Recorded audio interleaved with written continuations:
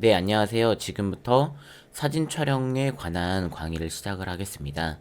첫 번째 강의는 사진 촬영에 관한 이론과 그 다음에 준비 부분이고요. 두 번째 부분은 사진작 각각의 그 사진 종류에 대응하는 사진 촬영의 실제 방법과 예제들을 중심으로 촬영을 한번 진행을 해보겠습니다. 네, 제 소개를 먼저 드리겠습니다. 저는 김주영 대표입니다. 우남동에서 모노프레임 스튜디오라는 곳을 운영을 하고 있고요. 그리고 대학생 때부터 촬영 경력이 있어서 촬영 경력은 돌잔치하고 예식을 한 1000건 정도 진행을 하였고요. 현재는 현재는 저희는 제품 사진이라든지 뭐 다른 분야에서도 다양하게 활동을 진행을 하고 있습니다. 그래서 이 사진을 바탕으로 지금은 광고 대행사도 같이 함께 운영을 하고 있어서 시너지 효과를 내고 있습니다. 어, 제가 사진을 시작한 이 계기가 있는데 저희 아버지께서 어렸을 때부터 그 필름 카메라 있잖아요. 필름 카메라를 먼저 저 어렸을 때만 찍어 주셨어요. 그런데 이게 제가 한 중학교 정도 다닐 때 이제 디지털 카메라라는 게 본격적으로 보급이 되기 시작했습니다. 한 2000년 살짝 넘어서 그때 되니까 다양한 디지털 카메라가 나왔어요. 그래서 제가 쓰던 모델인데 저희가 아버지가 사주셔가지고 이거를 좀 여러 상황에 들고 다니면서 촬영했던 기억이 납니다. 그래서 이제 사진 촬영을 시작한 이유가 그때 이 카메라 때문이라고 해도 과언이 아닐 정도로 다양하게 많은 것을 찍고 다녔다고 생각을 해요. 그래서 저는 이제 사진을 시작한 이유가 또 딴 하나 있는데 대학교에 들어갔는데 그때 이제 DSLR이라고 그래도 카메라가 본격적으로 좀 그 붐이 일어났었어요. 그래서 DSLR을 누구나 소유하고 싶고 그다음에 이 카메라로 되게 이렇게 사진을 선명하고 잘 찍고 이런 것들이 되게 사람들 사이에서 자랑거리 중에 하나가 되기 때문에 저도 해보고 싶었습니다. 그래서 사진을 많이 찍어 놓으면은 나중에 기록을 할 수 있으니까 더 의미 있게 살 수 있겠죠. 그래서 저는 이제 사진을 시작한 이유가 의미 있게 살고 싶기도 하고 그래서 카메라를 구입을 했었습니다. 하지만 여기에서 이제 웨딩이나 이제 돌잔치를 이제 부수적으로 하기 시작하면서 이제 대학교 때부터 수입을 얻기 시작을 했었죠. 제가 2009년도에 처음으로 이제 사진을 입문을 했었는데 그때는 카메라가 있었어요. 근데 지금처럼 막 성능이 되게 좋은 건 아니라서 그때는 캐논 카메라를 많이 썼었거든요. 그래서 이때 이제 웨딩 사진을 이제 배우면서 상업 사진이라고 그러죠. 그런 상업 사진에 대한 기초를 많이 배웠었던 것 같아요. 그리고 이제 그때 여러 가지 렌즈를 써보면서 그때 공부를 되게 많이 했었던 것 같습니다. 이때 당시에는 바디가 카메라가 성능이 별로 안 좋아가지고 이 카메라를 좀 이기려면은 실력이 많이 필요했었던 것 같아요. 지금은 되게 구도만 잘 알면은 사진 찍기가 비교적 편한 시기긴 한데 이때만 해도 좀 불편한 게 많아가지고 뭐 예를 들어서 와이파이나 뭐 블루투스 이런 게 연동이 안 되니까 그때 당시에는 뭐 스마트폰도 없었고요. 그래서 되게 이게 불편했던 기억이 납니다. 그리고 지금 이제 저는 2014년부터 본격적으로 직업으로 사진가를 하기 시작을 했었어요. 이때 되니까 캐논에서 기념비적인 카메라가 나오게 됩니다. 오디 마크 3라는 카메라가 나오는데요. 물론 이제 이 전작인 캐논 OD라고 하는 카메라가 있었는데 이 카메라도 거의 그 어떻게 보면 DSLR의 본격적인 시대를 열게 해준 카메라인데요. OD 마크 3가 나오면서 성능이 비약적으로 발전을 했습니다. 그래서 이때부터 되게 사람들이 많이 이제 카메라를 쓰게 되었고 이때 한참 이제 DSLR이 정점을 거의 찍었던 그런 해라고 좀 저는 생각을 합니다. 그래서 저는 이제 사진을 찍으면서 제가 아까 말씀드렸듯이 더 의미 있게 살아야 된다고 생각을 했었어요. 그래서 근데 이제 사진을 찍으면서 한 컷 한 컷 이제 셔터를 누를 때마다 왜 나는 사진을 찍는가에 관한 좀 느낌을 생각을 하면서 촬영을 했었습니다. 그래서 저는 이제 처음에는 사진업을 생각은 하진 않았었거든요. 그냥 단순히 취미로 하자라고 생각을 했었는데, 그래서 즐거운 순간을 남기기 위한 취미로 하려고 했었는데, 하다 보니까 뭐 사진업까지 진행을 하게 되었었어요. 그래서 항상 드는 생각이, 왜 난 사진을 찍는가라는 것에 대한 물음이 있었거든요. 그런데 이거는 이건 확실히 정하고 갔었어야 되는 문제였기 때문에 저는 각각의 사진에 관한 포지션을 좀 잡고 진행을 했었습니다. 제, 제가 저희 인스타그램을 한번 보여드리면서 시작을 하겠습니다. 우선 저의 개인 인스타그램 계정이에요. 저는 이제 사진을 찍을 때 제 취미용 사진하고, 그다음에 제가 그 금전에 대가를 받고 찍는 사진, 그러니까 상업용 사진에 관한 거하고 구분을 좀 명확히 지었어요. 그래서 일반적인 사진 같은 경우에는 제가 즐길 때 이제 제가 제일 좋아하는 시간대를 많이 찍자라고 해가지고, 제가 좋아하는 이제 아침 해 뜰 때나 저녁에 일몰이 질 때를 많이 주로 촬영을 했었습니다. 그래서 여기 보시면은 이제 여기는 신안 박지도라고 하는데, 신안 박지도면 일몰 같은 거 많이 찍고요. 그다음에 여기도 다 일몰들이 많네요. 주로 여기는 일출이고요. 제주도에서 찍은 건데, 제주도 서귀포에서 일출 촬영한 것도 있고요. 다음에는 네, 이렇게 일몰 시간대 이렇게 광양 제철소 가서 촬영한 것도 있고요.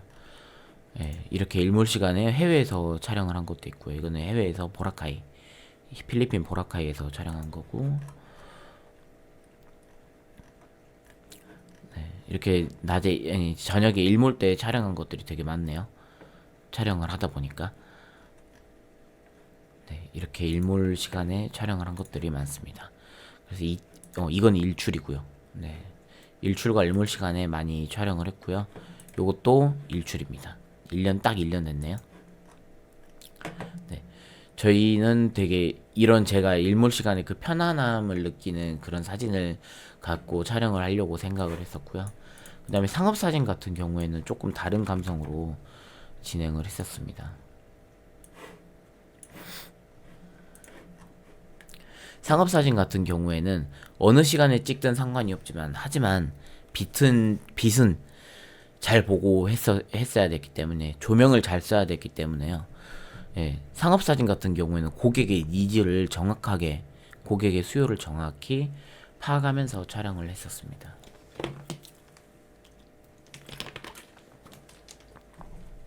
이건 이제 가위 촬영인데, 가위하고 김치하고 마늘을 이용해가지고 조명을 큰 플래시라고 하죠. 조명을 사용해가지고 촬영한 사진이었고요. 여기들도 좀 안 그럴 것 같은데 조명을 되게 많이 썼습니다. 조명을 한 3개 정도 쓰고 촬영을 했었던 사진이에요.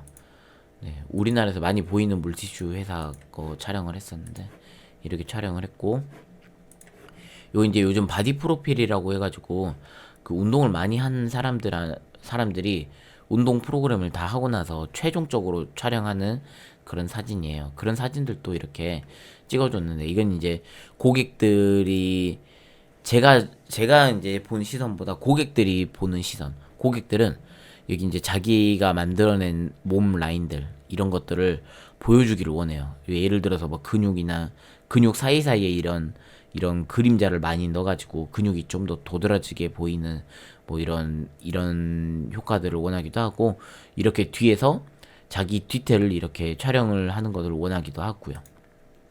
네. 그리고 이제 좀 이런 컬러풀한 조명을 사용을 해가지고 자기 몸을 조금 더 알록달록하게 좀 더 멋있게 촬영을 하는 것들도 원하셔가지고, 고객의 수요에 관해서 촬영을 해드리고 있습니다. 그리고 이제 이런 웨딩 사진 같은 경우에는 결혼식을 하면서 되게 수많은 상황들이 연출이 돼요. 신랑 신부가 그냥 단순히 하객 맞이하고 그 식장에 입장을 했다가 그냥 퇴장하는 것 같지만 결혼식을 해보셨으면은 되게 그 결혼식 내에서도 되게 여러 가지 장면들이 있잖아요.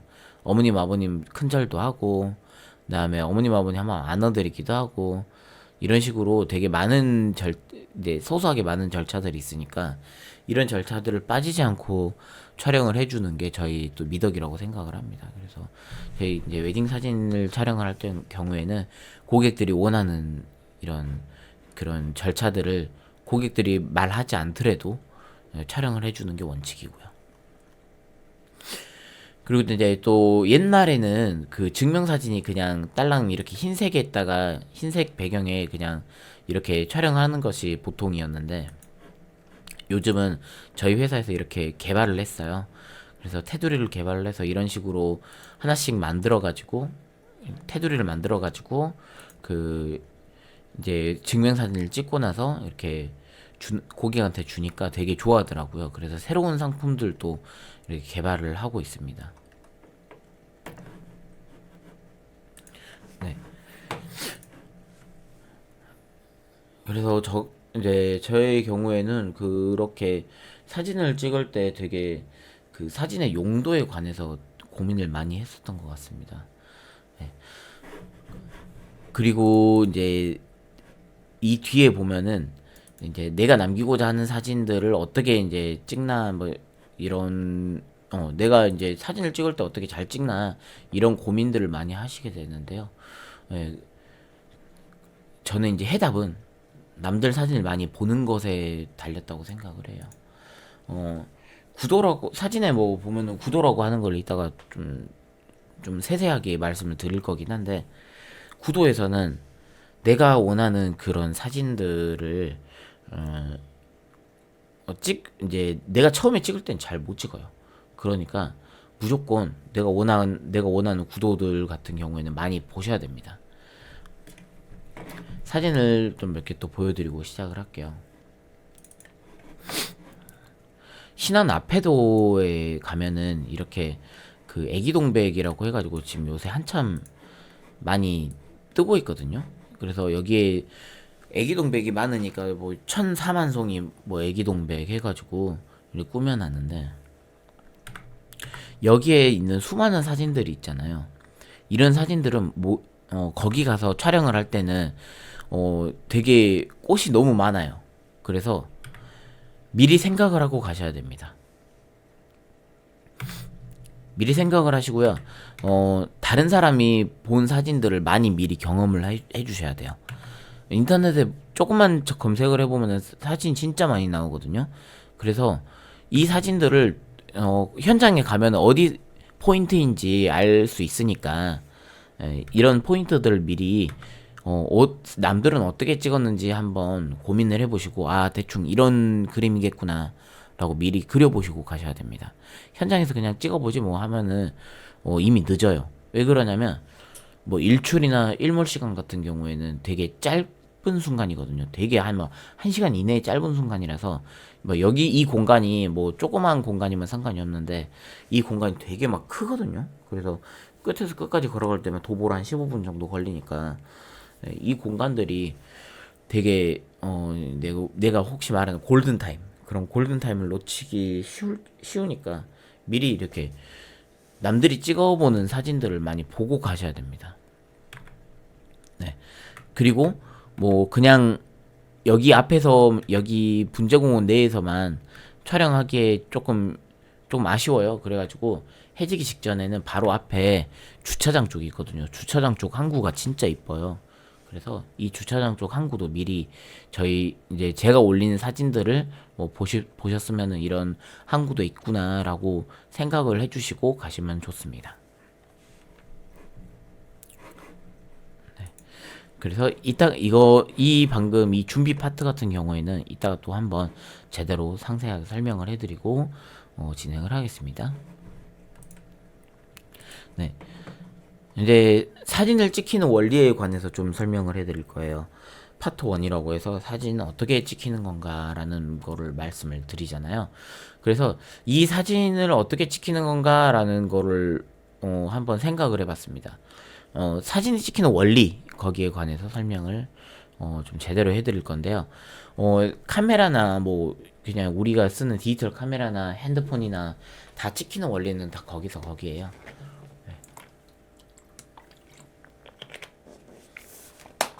그리고 이제 최종적으로 마무리되는 것에 있어서 뭐 미러리스니 DSLR이니 이런 것이 좀 달렸고요. 네. 자, 간단하게 얘기를 해드리면은 이런 모양입니다. 디지털 카메라라고 생각을 해보시면은, 자, 요 부분에서 이제 빛이 들어와요. 빛이 들어오는데 우리가 보는 모습까지 같이 들어오게 됩니다. 네, 같이 들어오고요. 그리고 이 빛이 렌즈를 통과를 하잖아요. 이 렌즈를 통과를 하면은 여기 범위 안에서 막 이렇게 약간 반사가 돼서 이렇게 이미지 센서에 이미지가 맺히게 됩니다. 예, 그 사이에서 뭐 옛날에 한 번씩 들어보셨던 뭐 조리개나 뭐 셔터 스피드나 뭐 ISO나 뭐 이런 것들의 세팅 값을 통해서 렌즈가 필터링을 합니다. 그래서 이미지 센서에 이렇게 상이 맺히면은 이미지 센서는 이거를 메모리에 저장을 해줘요. 그래서 막 캐논은 색감이 어쩌고 니콘은 색감이 어쩌고 소니는 색감이 어쩌고라는 말이 왜 생겼냐면은 이 이미지 센서가 우리가 뭐 그대로 자연물을 그대로 투영하는 것이 아니고 렌즈나 뭐 아니면은 다른 렌즈 이외의 카메라의 세팅에 관해서 좀 달라지는 것들이 있잖아요. 이 달라지는 것들 때문에 이미지 센서가 맺히는 상이 조금씩 달라집니다. 그리고 이미지 센서도 그 빛을 받아갖고 컬러를 표현을 할 때 좀 회사마다 색감이 되게 다르거든요. 그래서 회사마다 색감이 다르면은 이거를 필터링 해가지고 메모리 속에 이렇게 사진을 집어넣게 됩니다. 네. 그래가지고 결국 이 완성이 되는데 요 중간에서 요 차단 여기 이제 요거 교체되는 부분들 있잖아요. 교체되는 부분 요 앞에서 그 막이 하나 있어요. 이 막이 그 기계적으로 돼 있으면은 이게 DSLR이라고 합니다. 자, 한번 쓰면서 말씀을 드릴게요.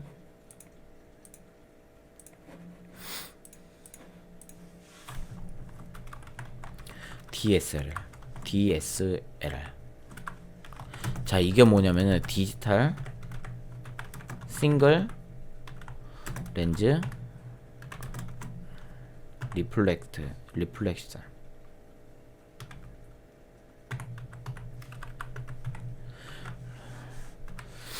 자, 일안 반사식 카메라입니다. 자, 한 개의 렌즈 눈 안자 쓰는 거예요. 한 개의 렌즈를 가진 이렇게 반사 형식의 한 개의 렌즈를 가진 그 디지털 카메라를 갖다가 DSLR이라고 합니다. 반면 필름 카메라는 그냥 D가 빠진 SLR이라고 합니다. 근데 이제 최근에 이제 미러리스라는 용어가 한 10년 전부터 계속 있죠. 미러리스. 이거는 미러가 없는, 이게 이제 거울이 없는 건데요. 그 카메라에서 중간에 보면은 DSLR을 이제 중간에 렌즈를 분해해 보면은 이 안에 거울이 있는 거를 볼 수 있습니다. 이 거울이 이 이미지 센서에다가 빛을 반사시켜줘가지고 그 거울이 빛을 반사시켜주는 시간만큼 그 상이 맺히거든요. 그래서 미러리스 같은 경우에는 거울이 없는 그 상을 거울이 없어가지고 여기 이제 그 토스가 안 되고 바로 이렇게 들어갈 수 있게끔 만들어집니다. 네. 바로 이렇게 렌즈에서 이미지 센서로 그 센서가 그 상이 맺히게 만들어집니다. 네. 그 다음에는 이제 좀 렌즈가 우리 줌이 되기도 하잖아요. 렌즈가 이렇게 확대가 됐다가 축소가 됐다가 이렇게 하기도 하잖아요. 그거에 대해서 좀 설명을 해드릴게요.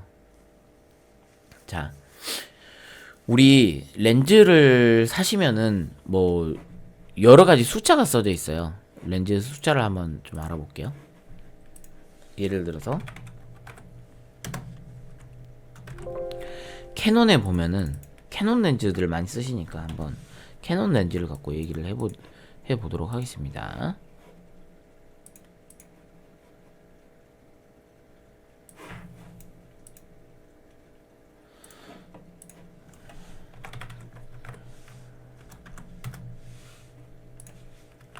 캐논의 2470L 한번 해볼게요.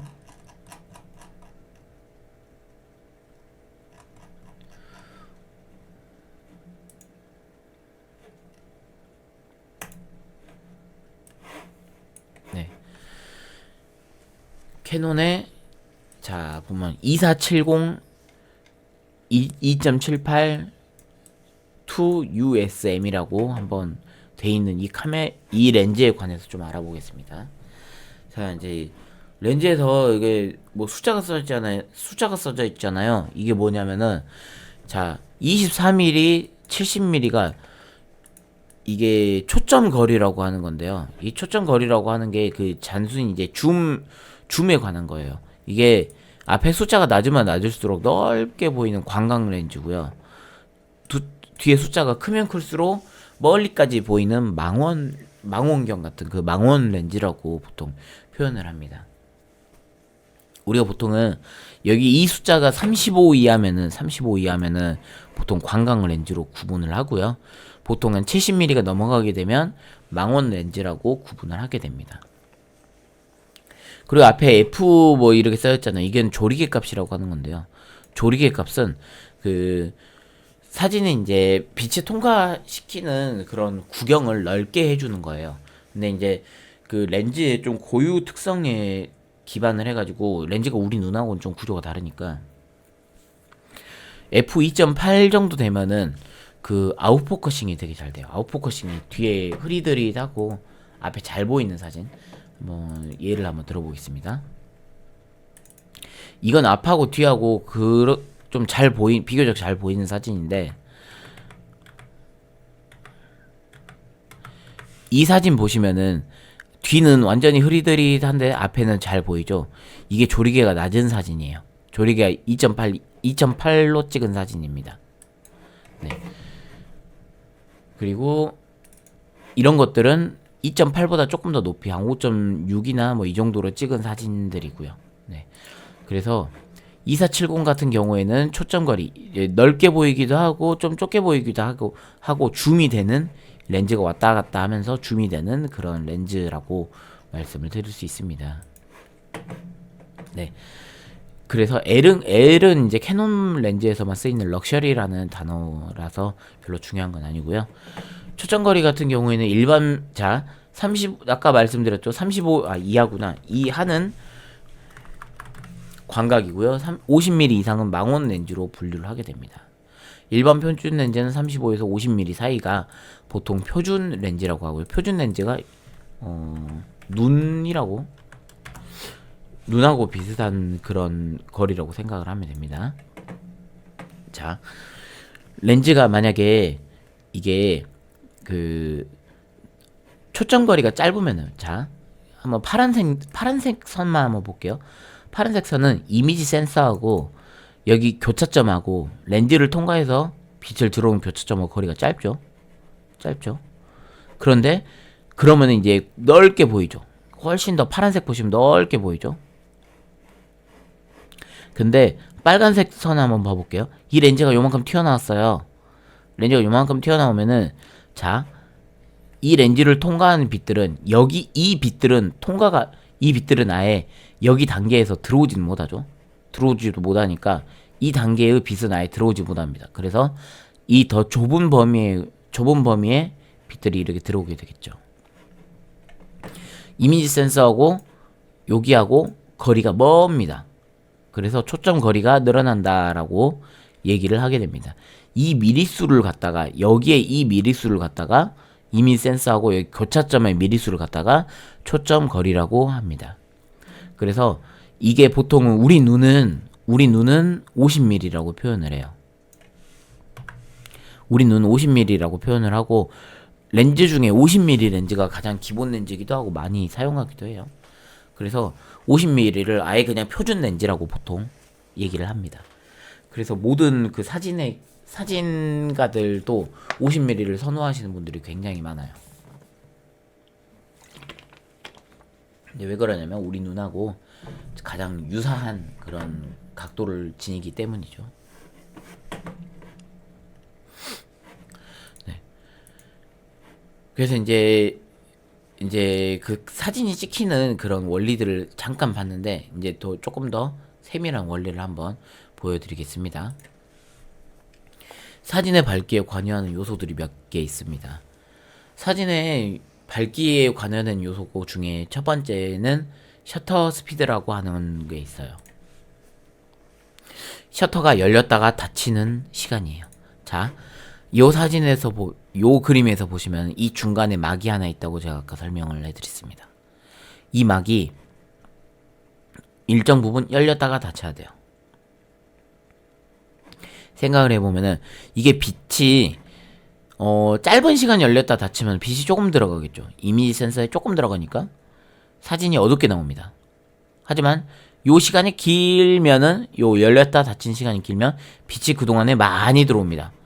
물을 짧게, 수도꼭지를 짧게 틀든지 길게 틀든지 하고 원리가 유사해. 거의 비슷비슷해요. 그래서 이렇게 잠깐 들어왔다가 나가는 것들이 이제 셔터 스피드가 짧다, 뭐 길다, 이런 걸로 표현이 되겠죠. 자, 이거는 S로 표현을 해요. 세컨드, 초. 그래서 이미지 센서에 빛이 닿는 시간입니다. 여러분 혹시 핸드폰으로 찍으시는 분들은 아무 상관없는데, DSLR로 카메라로 찍으시는 분들은 이게 60분의 1 이하로 되게 되면은 손떨림이 생깁니다. 초보자들 같은 경우에는, 초심자들 같은 경우 60분의 1 이하로 떨어지면 50분의 1, 40분의 1, 뭐 30분의 1 이렇게 되면 손떨림이 생깁니다. 저도 60분의 1초 이하로 내려가면 손떨림이 생기더라고요. 저도 생기는데 처음 하시는 분들은 더 생길 수도 있습니다. 그래서 여기 한번 보시면은 밑에 그림은 160분의 1세크 같은 경우에는 160분의 1초 동안만 셔터가 열렸다가 닫혀요. 그러면은 그때 그 짧은 시간에 빛의 궤적만 카메라에 담기게 됩니다. 우리 이제 막 스포츠 같은 거 있잖아요. 뭐 예를 들어서 뭐 EPL, 영국 EPL 프리미어리그 한번 경기 봐볼게요. 자, 이런 사진들 많이 보셨을 거예요. 스포츠 기사에서 이런 거 많이 보셨을 거예요. 자, 보시면은 뒤에 있는 이제 첼시 축구단 선수들이 이제 가만히 멈춰 있죠. 근데 여기 보면은 잔디밭에 있는 물까지 이렇게 표현이 돼 있죠. 자, 이게 셔터 스피드가 엄청 빨라서 그런 겁니다. 그래서 이 순간만큼만 이렇게 셔터가 열렸다가 닫히기 때문에 그렇게 빠른 시간에 이렇게 보여진다고, 빠른 시간에 있는 그런 동작을 정지하는 듯하게 하는 거고요. 자, 만약에 셔터가 길게 열리잖아요. 그러면 한 4초 동안 열어놨다고 생각을 해봐요. 그러면 지금부터 뭐 하나, 둘, 셋, 넷, 이 정도면 요 정도의 빛의 궤적이 다 들어온다고 생각을 하시면 됩니다. 그래서 4초 동안은 파도가 들어왔다가 나가는 시간이 될 수도 있어요. 그래서 여기 예시에 4초의 사진을 드렸는데 4초 동안 이렇게 들어왔다가 나가니까 이런 것들을 보면 장노출이라 그래요. 장노출. 길게 노출했다 그래가지고 장노출이라고 보통 표현을 합니다. 네. 우리 사진들 중에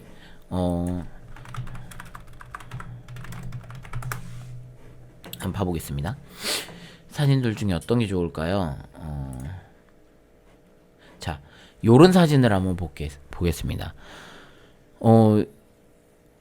차가 지나가는 불빛들의 궤적이 전부 다 보여요. 궤적이 전부 다 보이는데 이게 장노출 때문에 그럽니다. 아까 우리가 여기서 4초 동안 그 셔터 스피드를 길게 가져가면은 물이 이렇게 들어왔다가 빠지는 게 다 보이죠. 자동차로 치면은 헤드라이트가 이렇게 차가 줄줄이 갔었을 거니까 이게 전부 다 연결돼 가지고 하나의 그 빛의 그 덩어리 짓는 것처럼 표현이 됩니다. 여기도 보시면은 차가 지나갔던 그런 흔적들이 여기 다 표현이 돼 있죠. 네, 사진들에 다 표현이 돼 있죠. 반면 여기 주차장의 차량들은 가만히 있죠. 주차장의 차량들은 가만히 있었기 때문에 주차장은 뭐 이렇게 밝게 보이지만 차가 지나갔던 궤적들은 이렇게 쭉 보입니다. 네, 이런 것들이 그 장노출이라고 표현을 합니다. 보통 장노출. 네, 이 다음에는 이제 조리개라고 보통 표현이 돼 있어요. 조리개는 앞에 F라고 보통 붙습니다. 네, F라고 보통 붙고요. 이 조리개는 이미지 센서에 빛이 통과하는 그런 면적이라고 좀 말씀을 드릴 수 있습니다. 조리개 값이 이렇게 낮아질수록 설계하기가 조금 어렵거든요. 그래가지고 조리개 값이 낮으면 낮을수록 대체로 그 비싸집니다. 특히나 줌이 안 되는 렌즈들이 있어요. 줌이 안 되는 렌즈들은 단렌즈라고 하거든요. 보통 줌이 안 되면 단렌즈라고 하고 줌이 되면 줌렌즈라 그래요. 단렌즈들은 대체로 설계가 쉽기 때문에 조리개 값이 낮습니다.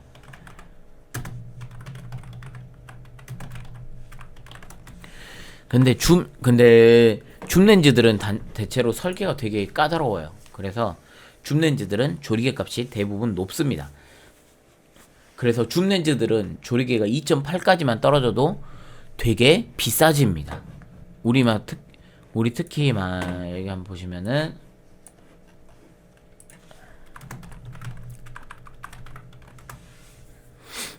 소니에서 2470이라는 렌즈를 보면은 f2.8이라고 써져 있잖아요.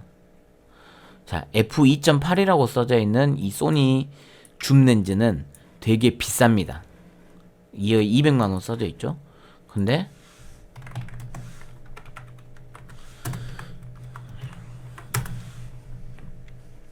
자, 소니에 2470에 F4짜리가 있습니다. 이거는 조리개가 4부터 시작하는 렌즈예요. 4 이하로 떨어지지 않습니다. 렌즈의 설계 때문에 F4 이하로 안 떨어집니다. 자, 이거는 싸죠. 반값 이하죠. 특히나 옛날에 많이 보셨던, 한 번쯤 들어보셨던 그 짜이즈라는 그 방패 마크가 붙어 있는데도 쌉니다. 이런 것들이 그 렌즈의 가격을 결정하는 요소가 됩니다. f2.8짜리 같은 경우에는 그 빛이 조금 더 많이 들어오겠죠. 자, 빛이 많이 들어온다는 거는 결론적으로는 셔터 스피드를 조금 더 빠르게 가져갈 수 있다는 얘기예요. 자, 물을 따른다고 생각을 해보세요. 자, 여기 구멍 안에 물을 따른다고 생각해 보시면 이게 광경이 크죠. 관의 지름이 크니까 일단 물을 따르면 많이 들어가잖아요. 그러니까 그러니까 뭐 같은 밝기의 사진을 찍으려면 셔터 스피드가 굉장히 좀 더 빨라도 됩니다. 하지만 요런 사진들을 보시면 요런 F32거든요. 조르게 32는 되게 구멍이 조그매져요. 대신 물을 여기다 따르면은 물이 절절절절 흐르겠죠. 여기는 콸콸콸 흐르겠지만 절절절 흐르죠. 그러면은 아무래도 그 빛이 지나다니는 시간, 셔터 스피드가 굉장히 느려지겠죠. 느려지니까 주변에 완전 대낮 아니면은 장노출로 무조건 가야 됩니다. 이렇게 장노출로 무조건 가야 됩니다. 그래서 이제 렌즈 같은 경우에는 조리개가 이렇게 커지면 커질수록, 조리개의 수치가 이렇게 낮아지면 낮아질수록 비싸진 렌즈입니다. 여기 이제 한번 효과를 조금 나타낸 사진들이 있거든요. 우리 막 아웃포커싱이라고 하잖아요. 자, 이런 것들이 요즘은 그 핸드폰에서도 가능해요. 핸드폰에서 인물 모드나 뭐 갤럭시 쓰시는 분들은 라이브 포커스라는 기능이 있습니다. 저는 이거 갤럭시는 제가 안 써가지고 몇 버전부터 된지 모르겠지만 최신 핸드폰 같은 경우에는 라이브 포커스라는 기능을 이용하시면은 뒤에가 이렇게 흐린 아웃포커싱 사진을 얻으실 수 있어요. 아이폰을 쓰시면 인물 모드라고 하는 게 그게 이제 해당이 되고요. 자, 근데 이제 핸드폰은 뭐 거의 자동이니까 중요한 건 아니라서 말씀을 드릴게요. 자, F2.8 여기 보면 F2.8, 4, 5.6, 8, 11 뭐 이렇게 나와 있잖아요. 보여드리겠습니다. 제가 아까 조리개가 낮으면 낮을수록 이제 설계가 힘드니까 비싼 렌즈라고 좀 말씀을 드렸잖아요. 근데 조리개가 낮으면은 물론 이제 F2.8짜리 렌즈에서 조리개를 내 맘대로 조여갖고 조리개를 한 11까지 늘릴 수는 있어요. 근데 이제 어디서부터 출발해서 늘리냐가 가격의 차이점을 나타내는 거죠. F1.4에서 F11로 이렇게 조이는 거는 조리개를 조인다 그러거든요. 조리개를 조이는 건 상관이 없어요. 근데 이제 F2.8짜리 렌즈는 F1.4로 건너가기가 힘들죠. 예, 애초부터 1.4로 설계된 렌즈를 가지고 쪼여야지 가능한 거고요. 자, F2.8을 한번 보겠습니다. F2.8은 뒤에 보시면 뒤에가 되게 흐릿흐릿하죠. 이게 우리가 초점을 맞는 빛이 있는데 이 초점을 맞는 빛을 배제를 하고 뭐 여러 가지 5만 가지 잡광을 다 들이기 때문에 여기 아웃포커싱이라는 게 발생이 돼요. 초점이 안 맞는 빛도 계속 들어오니까 여기 이제 뒤에가 흐려지고 주제만 부각이 되는 그런 사진들을 만들 수가 있습니다. 네. 다시 한번 보여드리면은 저희도 아까 요 정도가 F 한 5.6 정도로 찍은 사진일 거예요. F 5.6 정도로 찍은 사진이에요. 뒤에가 살짝 흐리고 F11 쪽으로 가면 뒤가 비교적 잘 보입니다. 근데 이제 F2.8 정도로 되면 뒤가 거의 안 보이는 거의 지우개 수준의 아웃포커싱을 보여주는데요. 그래서 이제 출사를 하실 때 보통 렌즈 막 엄청 비싼 뭐 대포 렌즈 들고 다니는 분들 보면은 조리개들이 되게 낮은 렌즈들을 사용을 합니다. 물론 이제 아웃포커싱이 꼭 좋은 건 아니에요, 사실. 그냥 주제만 나타내지 배경에 대한 이야기가 없어지니까. 왜 그러냐면 배경이 너무 지저분하거나 아니면 배경이 좀 지워야 될 필요가 있을 때 보통 아웃포커싱이라는 그 기술을 사용을 하는데요. 아웃포커싱 기술이 사용을 너무 남발하다 보면 사진이 막 그렇게 막 좋은 건 아니더라고요. 그래서 조리개가 이렇게 커지면 커질수록 아웃포커싱이 잘 됩니다. 하지만 같은 지금 밝기는 똑같잖아요. 그래서 이제 셔터 스피드 같은 경우에는 한번 써드릴게요. 아까 말했던 셔터 스피드 깜빡하는 이 사이에 카메라와 이미지 센서 사이에 깜빡하는 그 막이 올라갔다 내려가는 속도. 아까 말했던 셔터 스피드는 여기는 높음. 빠름이라고 할게요. 빠름. 셔터 스피드가 여기는 빛이 많이 지나다니까 똑같은 양의 밝기를 사용하려면은 엄청 빨리 올라갔다가 닫혀도 상관이 없어요.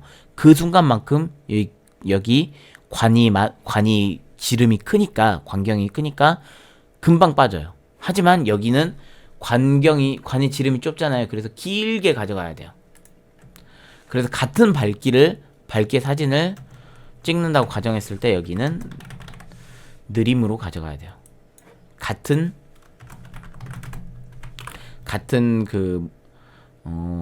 밝기의 사진을 얻을 때.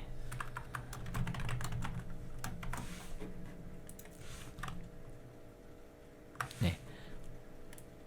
이렇게 생각을 해주시면 편합니다. 예, 방금 이제 조리개하고 그 다음에 셔터 스피드에 관한 이야기를 했어요. 네, 사진이 찍히는 원리 중에 두 가지 원리고요. 예, 이 다음에 이제 ISO라는 원리가 있는데 좀 이제 또 차차 또 설명을 하도록 하겠습니다. 그래서 한번 이거 예제를 통해서 한번 생각을 해볼게요. 같은 날씨에 아웃포커싱을 하기 위해서 조리개 값을 낮추면 셔터 스피드의 변화 한번 생각을 해볼게요. 아까 말씀드리면 셔터 스피드는 빨라지는 게 있고 느려지는 게 있어요. 예. 조리개 값을 낮추는다는 말은 아까 우리 조리개 값을 아웃포커싱을 하기 위해서 내려요. 같은 날씨인데 조리개 값을 내려요. 그러면 셔터 스피드는 빨라질까요? 느려질까요? 네. 셔터 스피드 한번 보겠습니다. 셔터 스피드는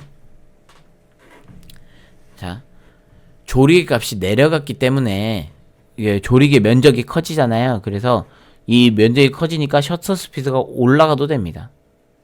네. 조리개 값이 반대로 올라가면은 셔터 스피드는 점점 느려집니다. 네.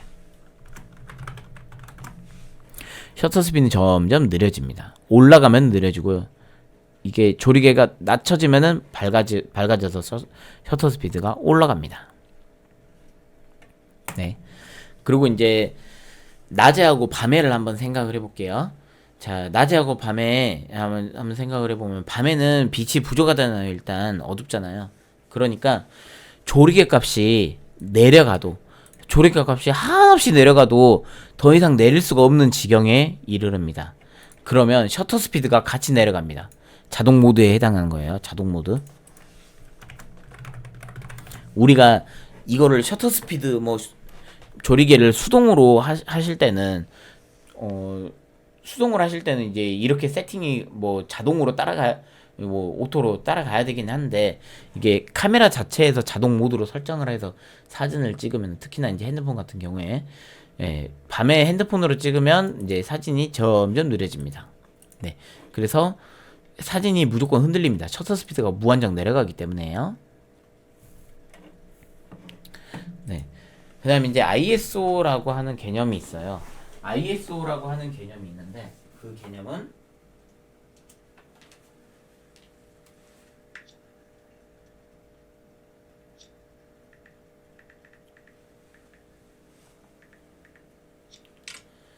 ISO라는 개념이 있는데, 이 ISO라는 개념이 이게 뭐냐면은 옛날에 필름에 나오던 개념이거든요. 필름은 감도라고 하는 거예요. 민감도. 자, ISO 보시면은 여기 그림이 가장 잘 나타냈어요. 자, ISO Low Sensitivity, 낮은 민감도, High Sensitivity, 높은 민감도. 자, 이게 뭐냐면 ISO라는 그 올라가면 올라갈수록 이게 표면 입자가 되게 거칠어요. 표면 입자가 거칠면은 그 사진이 좀 자글자글한 사진이라는 얘기거든요. 근데 예전에는 이게 필름이 ISO 100짜리 필름이 있고, ISO 400짜리 필름이 있고, ISO 800짜리 필름이 있고 그랬었어요. 심한 거는 ISO 1600짜리 필름도 있었어요. 근데 여기 이 ISO라는 거는 표준 밝기를 정하는 수치입니다. 네. 그래서 예를 들어서 100하고 200의 차이는 예를 들어서 100하고 200은 빛을 받아들이는 민감도가 2배라는 소리예요. 같은 양의 빛이 있다면은 ISO 200이 2배는 더 민감하게 반응한다는 소리예요. 네. 그래서 ISO 200하고 100 차이는 ISO 200짜리가 ISO 100보다 빛이 훨씬 더 민감하다라는 얘기예요. 그래서 밤이나 아니면 어두운 실내나 이런 것들은 ISO를 충분히 올려주고 찍어야지. 안 그러면은 이게 그 셔터 스피드가 한없이 내려가가지고 사진이 흔들리는 원인이 됩니다. 자, 아까 그 조리개하고 셔터 스피드하고 개념하고 조금 다른 거예요. 조리개 셔터 스피드 개념은 기계적인 거예요. 이제 카메라 렌즈의 되게 기계적인 부분, 그 다음에 카메라 셔터의 기계적인 부분들이거든요. 하지만 요거는 최종적으로 어떻게 보면 소프트웨어적인 그런 거예요. 소프트웨어적인 조절하는 그런 원리예요. 이건 하드웨어적인 조절 원리고요. 소프트웨어적인 조절 원리예요. ISO 같은 경우에는 카메라에 내장된 그 센서의 민감도를 그냥 어거지로 올린 거예요. 억지로 올린 거고요. 그 다음에 이제 조리개나 셔터 스피드는 우리가 억지로 뭐 어떻게 못해요. 이건 기계에서 미리 기계적인 부분들이기 때문에 어쩔 수가 없는 거고, 요거는 ISO라는 개념은 그 우리가 이제 소프트웨어적인 거라고 생각을 하시면 됩니다. 옛날 같았으면 필름을 교체해서 촬영을 했겠지만 지금 같은 경우에는 필름을 교체하는 게 아니고요. 지금은 ISO라는 거를 카메라 내에서 이렇게 높여서 사용을 하게 됩니다. 그래서 센서가 빛에 대한 민감도를 조절한 수치라고 말씀을 드렸고요.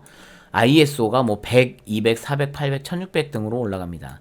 이게 되게 싼 카메라들은 이렇게 2배씩 올라가고요. 조금 비싼 카메라들은 100, 125, 160, 200, 뭐 200, 그 다음에 320, 400, 뭐 500, 그 다음에 중간에 뭐 640, 800 이런 식으로 루트 2씩 늘어납니다. 루트 2씩 이렇게 늘어나는데 ISO가 세분화되죠. 하지만 저렴한 카메라들은, 싼 카메라들은, 보급형 카메라들은 2배씩 올라간다는 거 참고해 주시고요. 이제 카메라가 비싼 카메라가 있고 안 비싼 카메라가 있죠. 이제 좋은 카메라들은, 그냥 우리가 흔히 말하는 와 진짜 화질이 좋다라고 하는 카메라들은 ISO를 높여 찍어도 상관이 없습니다. 하지만 안 좋은 카메라는, 이제 제 기준이에요. 제 기준 안 좋은 카메라는 ISO를 높이면은 노이즈가 생깁니다. 제가 현재 쓰고 있는 카메라를 말씀을 해드릴게요. 소니 알파 9이라고 검색을 하면은 소니 알파 9이죠. 이게 제 2007년도에 나온 소니 알파 9을 저희 사용을 하고 있는데, 한번 봐볼게요. 자, ISO가 100에서 51,200까지 올라갑니다. 네, 많이 올라갑니다. 그래서 이게 ISO 범위가 크다 보니까 그 ISO가 되게 이제 낮은 것부터 높은 것까지 다 버팁니다. 네. 물론 이제 ISO가 어느 정도 이상 되면은 아까 보여준 것처럼 이렇게 좀 자글자글한 게 보이긴 해요. 보이긴 한데 그 다른 카메라에 비교하면 자글자글해지는 빈도가 훨씬 더 낮아집니다. 그리고 제가 옛날에 쓰던 카메라를 한번 보겠습니다. 캐논 5D를 한번 보겠습니다. OD 마크 2도 써봤으니까 한번 마크 2를 한번 해봐야 되겠네요.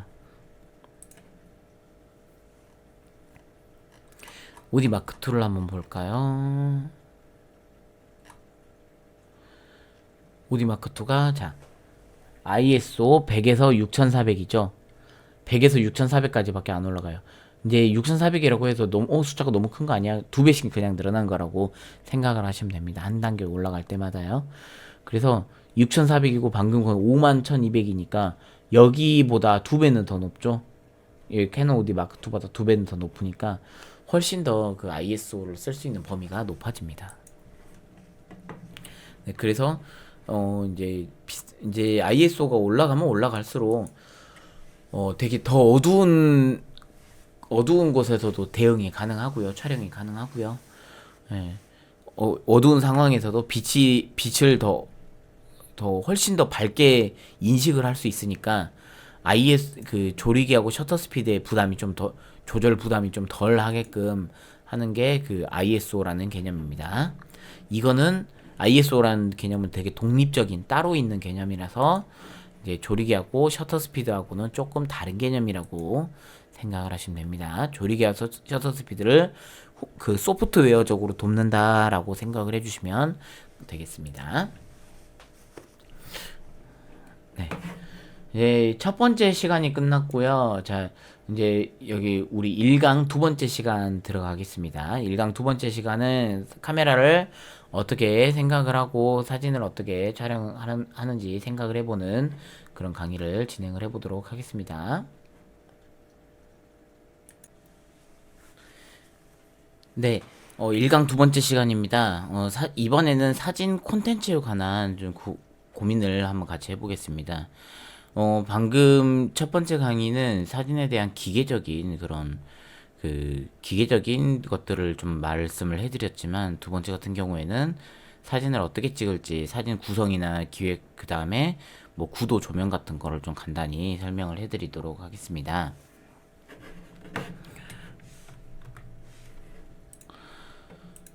네, 사진을 왜 잘 찍어야 되는지 한번 같이 고민을 해볼게요. 자, 지금부터 보여드리는 SNS 계정을 하나 보여드릴 건데, 어떤 사람일지 한번 상상을 해보세요. 네, 딱 보시면은, 아, 이 사람 웨딩 사진을 찍는 사람이겠구나라는 것을 보실 수 있습니다. 여기 보시면은 뭐, 이렇게 웨딩 사진을 뭐, 여러 장소에서 촬영을 하고, 그 다음에 뭐, 뱅큐라는 그런 어디 전시회에 참여하기도 하고요. 참 놀러 가보기도 하고요. 이런 거 사진들이 좀 많이 있죠. 이런 사진들이 모여가지고 나에 대한 정체성을 좀 나타내는 것입니다. 요즘 사진 찍으시면은 예전 같은 경우에는 그냥 커뮤니티 사이트, 뭐 SLR 클럽이나 이런 커뮤니티 사이트에 주로 올리셨지만 요즘은 인스타그램이나 페이스북에 많이 올리시고 계십니다.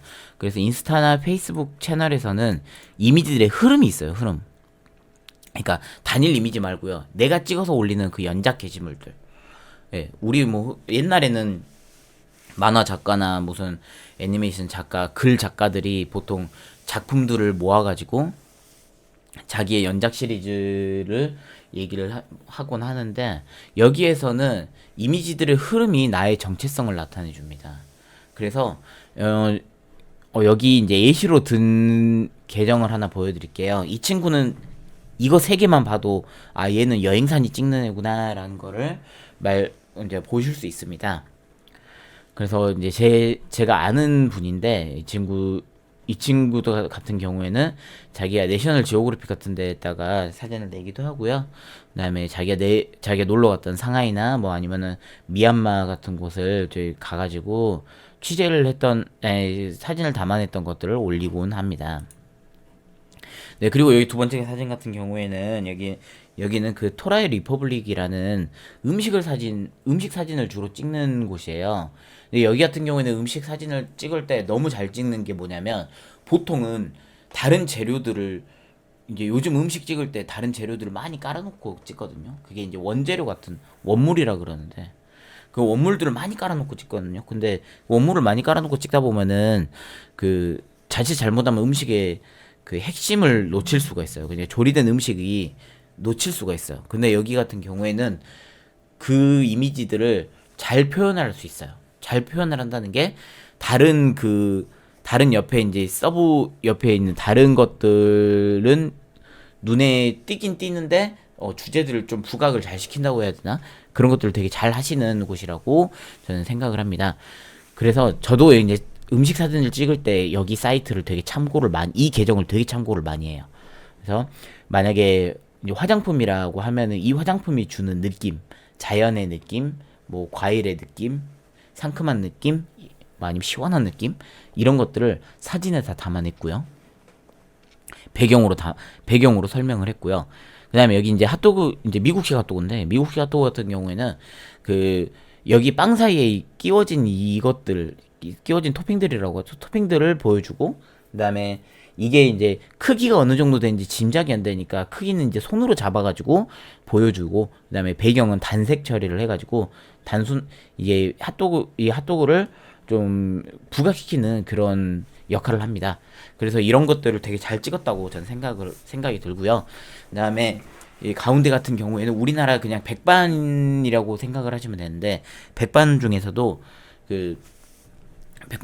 뭐 고기라든지 밥이라든지 이런 부분에서 디테일 하나하나까지도 잘 표현을 하고 배치 같은 경우에도 메인이 되는 음식들을 가운데 크게 배치를 해가지고 옆에 이제 서브 같은 경우에는 그냥 그냥 이런 느낌이구나, 이런 얘하고 같이 먹으면 맛있겠구나 라는 걸 상상하게 만들고요. 가운데 주제를 시켜가지고 이제 이 음식만의 그런 고유성을 나타내는 그런 사진이 되겠습니다.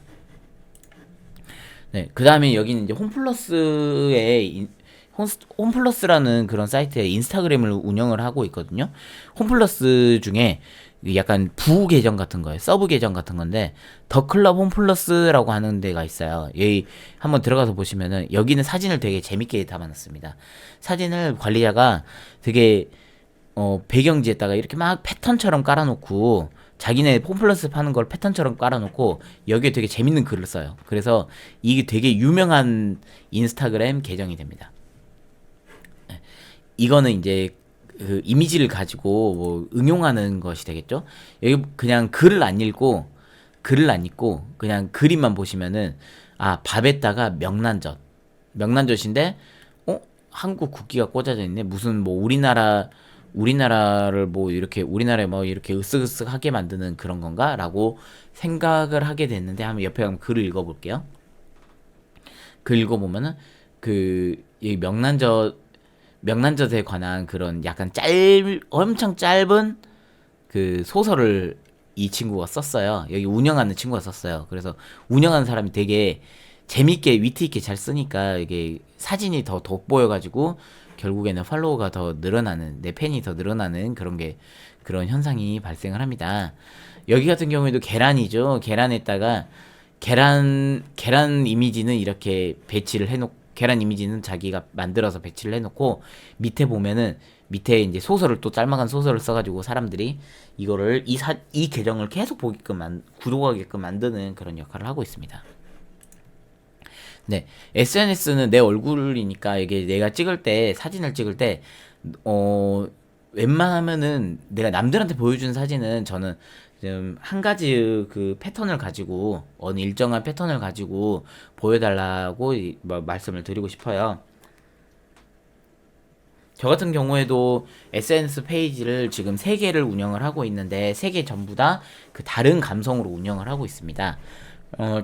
저는 이제 직업 사진가다 보니까 음식 사진을 찍을 때도 있고 그다음에 스튜디오 사진을 찍을 때도 있고 그다음에 제가 개인적으로 놀러 가서 찍은 사진도 있고 이러거든요.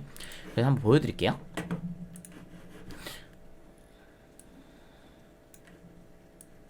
네. 여기는 저희 스튜디오 사진입니다. 저희 스튜디오에서 촬영했던 그런 사진들을 올리고 있고요. 예, 뭐 풍경도 가끔 올리긴 하는데 주로 이제 저희 사진관에서 제가 이제 작품 사진을 찍었을 때 그런 거를 좀 보여주고 있습니다. 상업 사진으로 얼마든지 쓸 수 있는 그런 사진들을 포트폴리오 형식으로 만들고 있습니다. 근데 제가 맛집이나 아니면 놀러 가는 곳들을 올리는 계정이 하나 있어요. 이제 아따 광주랑끼라고 하는 건데요. 저희 인스타그램이나 페이스북에서 많이 쓰고 있어요. 그래서 저희 보면은 여기에 광주 맛집, 카페, 핫플, 놀거리 이런 식으로 많이 새로운 곳들을 많이 소개를 해드리는 그런 이제 계정을 운영을 하고 있습니다. 여기 보시면은 뭐 이제 커피숍, 커피숍을 이렇게 올리는 것도 있고요. 그 다음에 이렇게 이제 식당 같은 것도 이렇게 올리고 있고요. 그 다음에 저희가 물건을 만들어서 팔기도 했어요. 그래가지고 이 물건을 만들어서 파는 것들도 이렇게 직접 촬영을 해서 올리기도 하고요.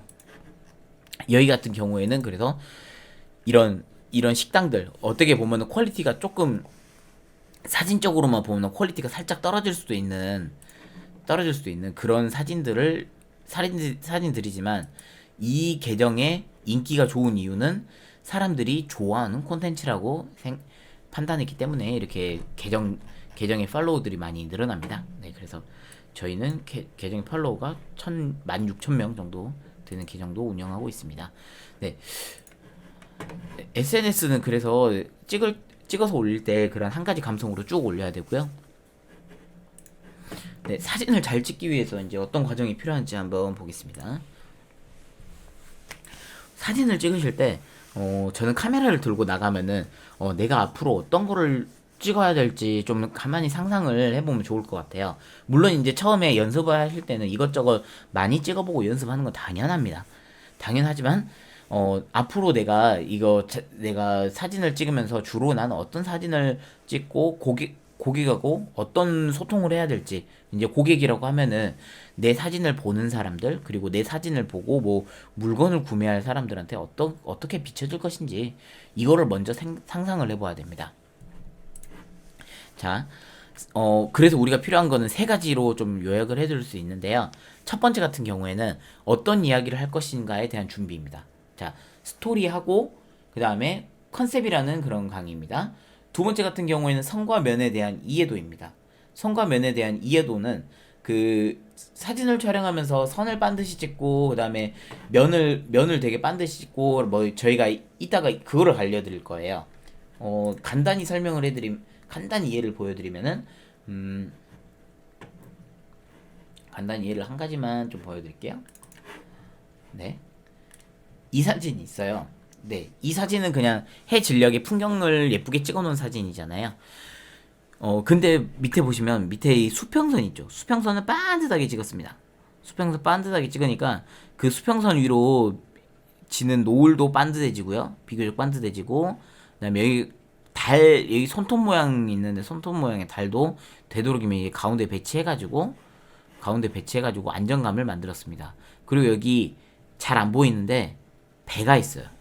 아, 부표인가? 네, 부표가 있네요. 부표 같은 경우에는 이 사진을 나눠서 거기 나누는 분할선, 3분할선에 걸리게끔 만든 그런 사진이고요. 네. 이렇게 해가지고 선과면에 대한 이해를 좀 시켜드리고요. 그 다음에 세 번째는 빛에 대한 이해도를 해드리겠습니다. 네. 이제 첫 번째 어떤 이야기를 할 것인가에 대한 준비, 선과면에 대한 이해도, 빛에 대한 이해도 지금 시작을 하겠습니다. 자, 첫 번째 어떤 이야기를 담아낼 것인가라고 하는 거를 얘기를 해드릴게요. 자, 사진을 찍기 전에요. 그냥 제가 아까 알려드린 사진 스킬은, 이제 사진 기계적인 것에 대한 이해는 사실 인터넷에 조금만 뒤져봐도 되게 많이 나와 있거든요. 근데 그 사진을 촬영하고자 하는 분들이 가장 부족한 것 중에 하나가, 우리나라 사람들이 그 빨리빨리 문화가 있잖아요. 그래서 빨리 어떤 거를 만들어내고 싶은 그런 열정이 강하세요. 그런데 내가 그 빨리 하는 것 중에 내가 빨리빨리 사진을 찍는 것도 중요한데, 근데 우리가 뭔가 예술 작품을 하나 만들어내려면은 그거에 대한 공부를 좀 충분히 해야 된다고 하잖아요. 우리 이제 뭐 자녀분들이나 뭐 이런 사람들한테 어떤 거를 잘 하기 위해서 뭐 이론을 공부를 잘 해야 된다라고 보통 말씀을 많이 하고, 그 다음에 수학을 잘 하려면은 공식을 잘 외워야 된다. 공식에 대한 이해가 있어야 된다라고 뭐 말을 하잖아요, 보통은. 근데 이런 거에 대해서는 실천을 안 하시는 분들이 있습니다. 똑같아요. 똑같은 것 같아요. 네. 그래서 처음엔 누구나 어려운 법이지만 벤치마킹부터 한번 시작을 해볼게요. 자, 첫 번째, 내가 촬영을 하고자 하는 방향의 이미지를 한번 떠올려 볼 거예요. 네. 한번 제가 지금 사진들을 한번 쭉 보여드릴게요. 신안 그 아페도에서 촬영한 사진들인데, 아페도 이제 여행을 가서 찍은 사진들인데, 제가 찍어서 여행을 갈 때 제가 여행 사진을 찍어서 이제 한 시리즈로 만들어 놓은 거를 지금 더 천천히 감상을 하겠습니다. 네, 여기 보시면은 뭐 핸드폰 속에 이렇게 풍경을 담는 것도 있고, 네, 그냥 이렇게 해변에서 이렇게 촬영을 하는 것도 있고요. 네. 여기 보시면은 뭐 풍경도 있고, 아까 보여드렸던 풍경도 있고, 풍경 속에 이렇게 새가 날아가는 것도 있고요. 그 다음에 이렇게 약간 색깔이 조금 더 붉게 들어가는 것도 있고, 이렇게 비교적 화이트로 하얗게 들어가는 것도 있고요.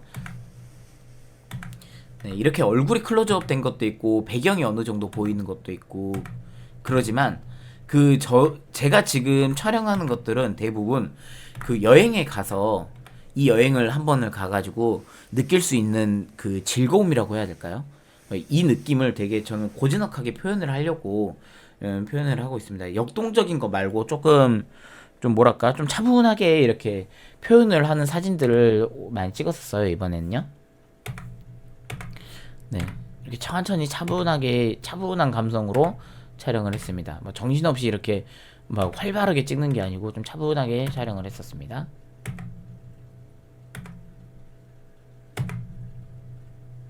네, 이렇게 꽃잎 모아가지고 한번 퍼뜨리는 것도 한번 찍어봤고요.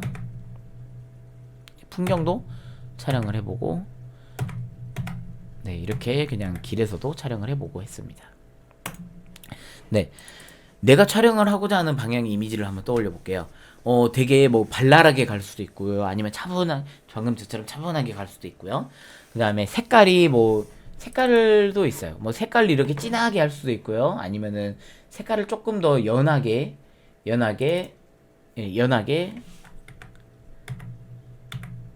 색깔을 이렇게 연하게 만들 수도 있고요. 그래서 나의 주제를 확실히 잡고 그 다음에 촬영할 방향을 한번 정해볼고요. 그 다음에 촬영 소품, 등장인물, 배경을 한번 고민을 해봐야 돼요. 이거 진짜 중요하거든요. 만약에 내가 어디를 출사를 가려고 그래요. 내 새벽에 뭐 물안개가 피는 어디를 가고 싶어요. 그러면은 그 출사지에 관한 정보를 봐야 돼요. 뭐 예를 들어서 그 출사지가 날씨의 영향을 받는 곳이면은 날씨를 사전에 체크를 해야 되겠죠. 그리고 뭐 아침에 일출을 촬영을 해야 된다면은 일출 몇 시 전까지 도착을 해야 되겠죠. 네.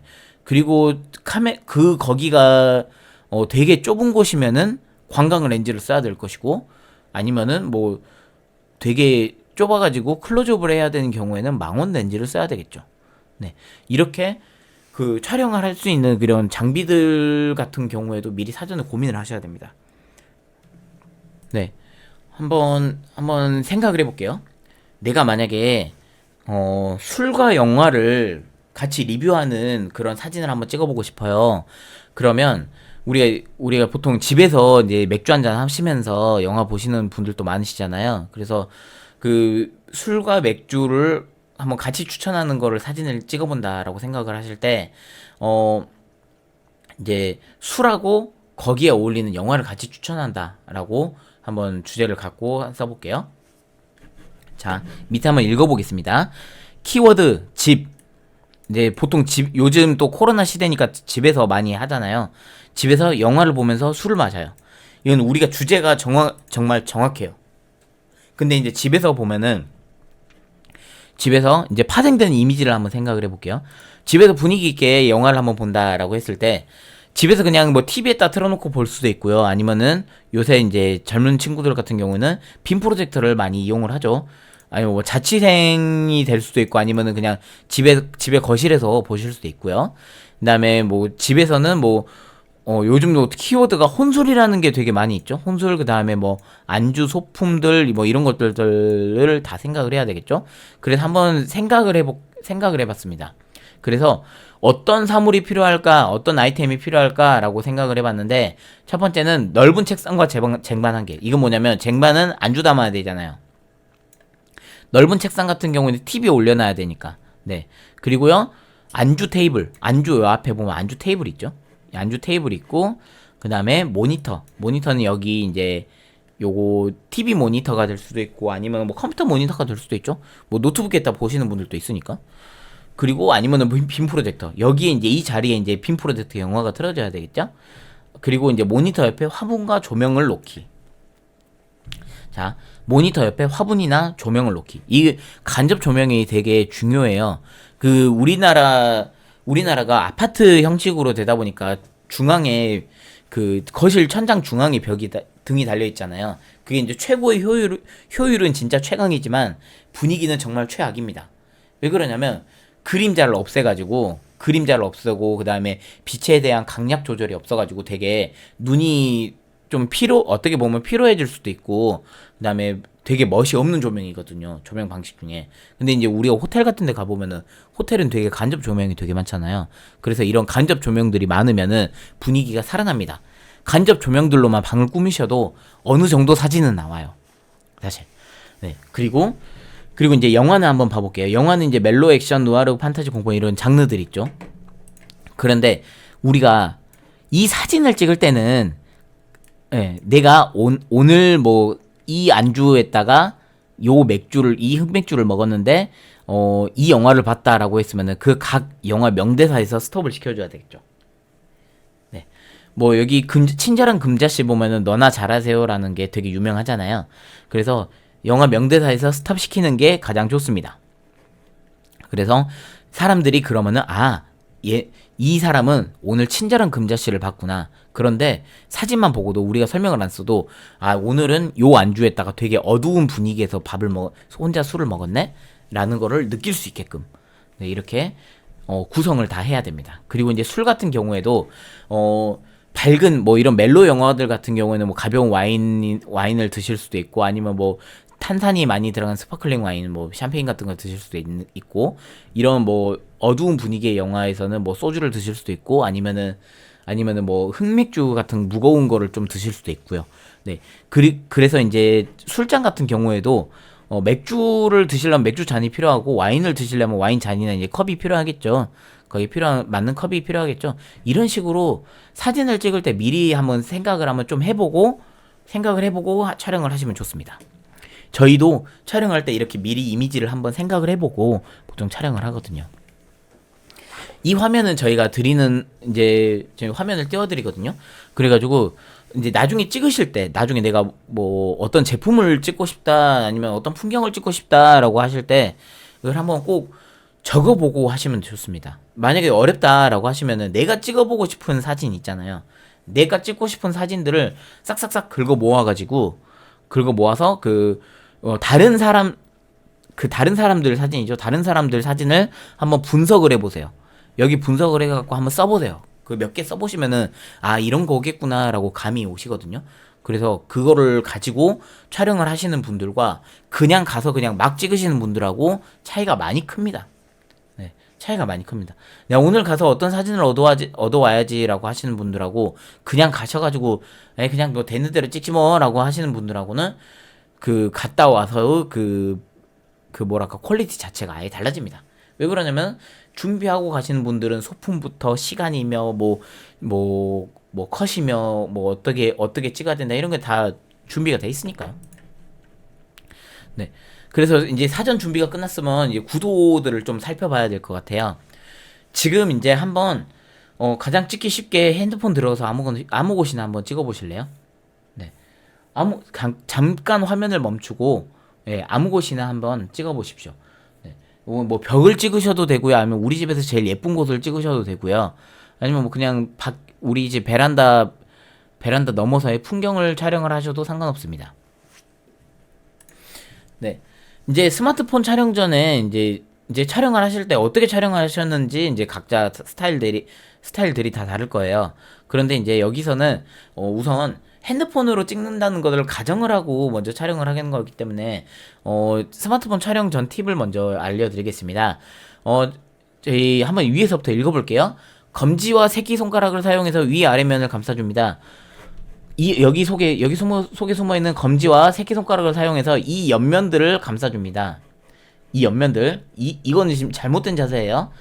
여기 세 번째하고 여기 중지하고 약지를 가지고 여기 뒷면에 이 화면 뒷면에 붙여주세요. 왜 그러냐면 렌즈는 여기 위에 있으니까.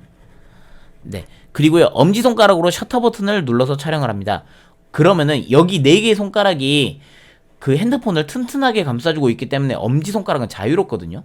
그래서 엄지손가락을 여기 팁에 요 I자에 붙어있는 곳에 막 눌러주시면은 셔터 버튼을 눌러서 촬영이 됩니다.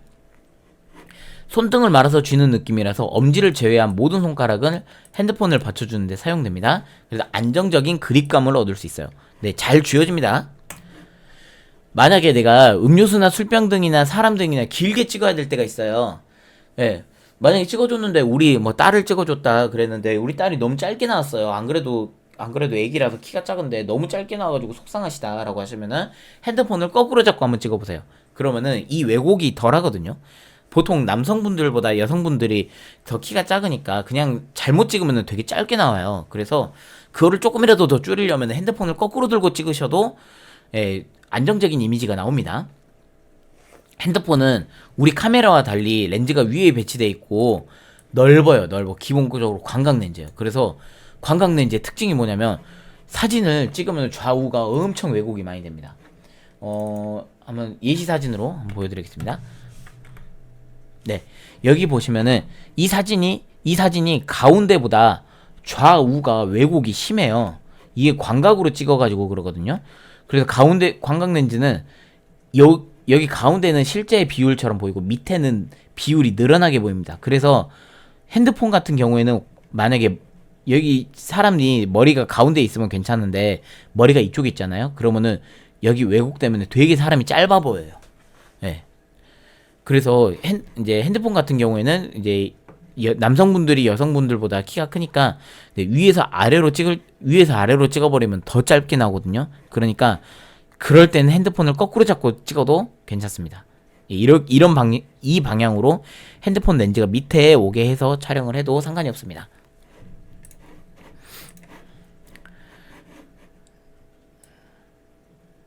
네.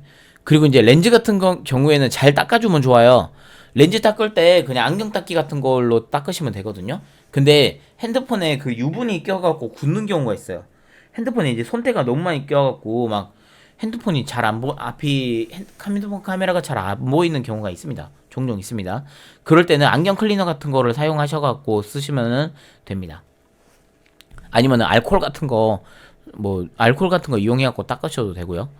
네, 소독용 알코올로 쓰시고 웬만하면 소주 같은 건 좀 웬만하면 안 쓰시면은 좋겠습니다. 소주는 당이 많이 들어가고 소주보다는 그냥 일반 소독용 알코올 같은 걸로 잘 문대 주시면은 핸드폰은 비교적 깨끗하게 잘 청소가 됩니다.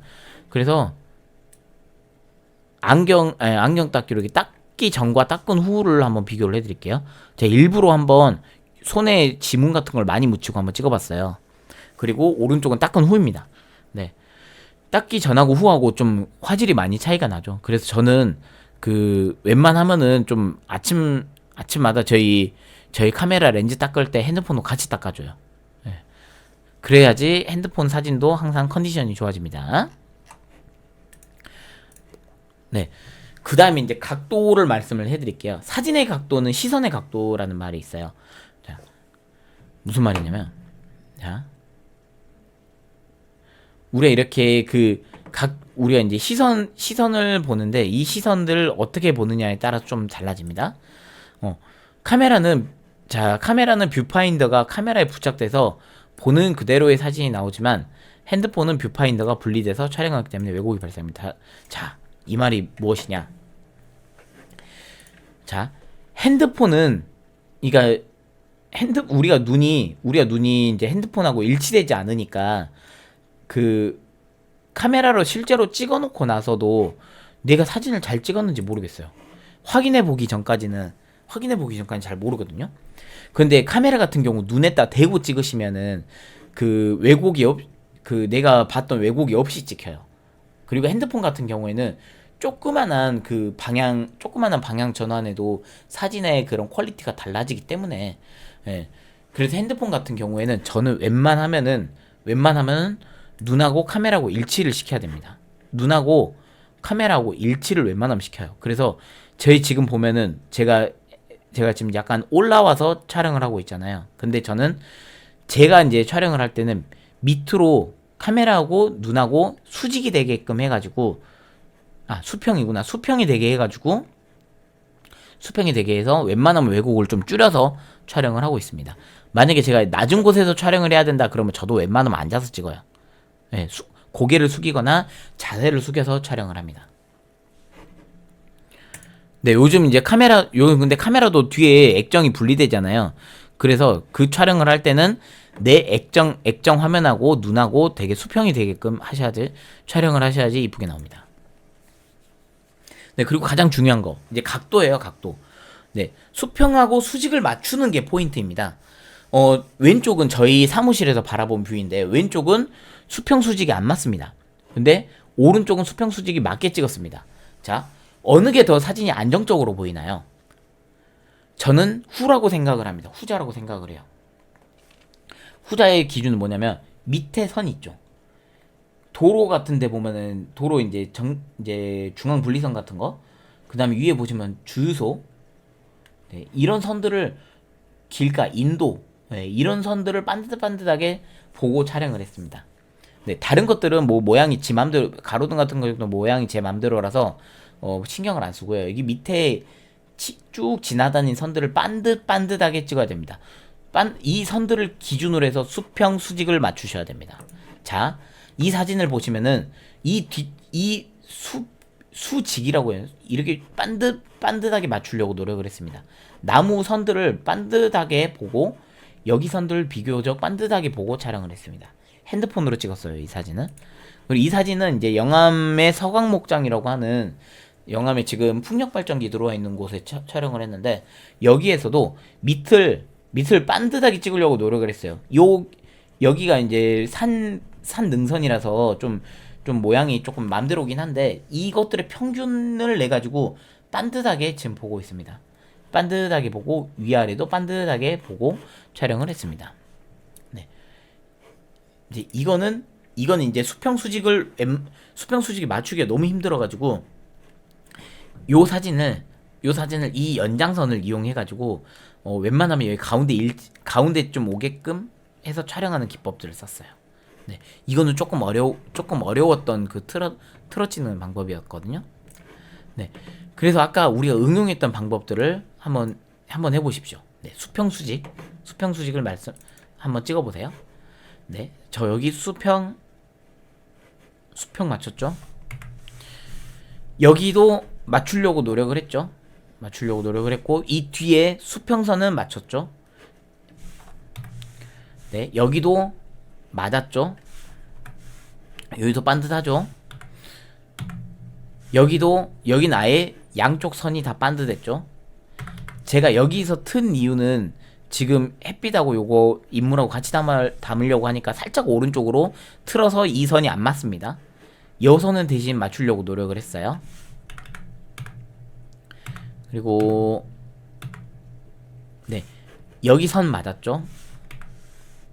여기도 뒤에 선 맞았죠.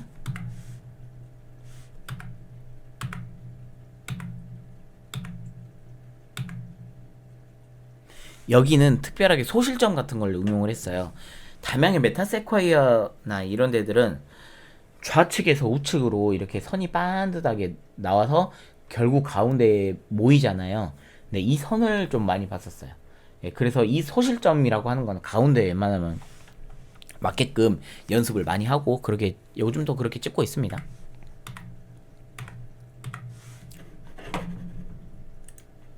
다른 사진들을 한번 보여드릴게요.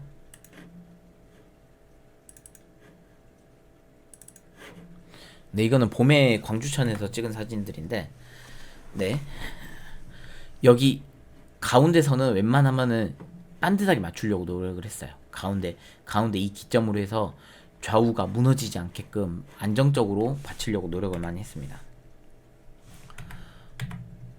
여기도 이 밑에 아파트 밑에 여기 밑에 산책길 선은 반드시 맞추려고 노력을 했습니다. 여기도 여기 아파트가 시작되는 이 선들은 반드시 맞추려고 노력을 했어요. 그래서 아파트 윗선도 웬만하면 반드시 맞추려고 노력을 했고요. 네, 이건 아예 작정하고 반드시 찍은 건데요.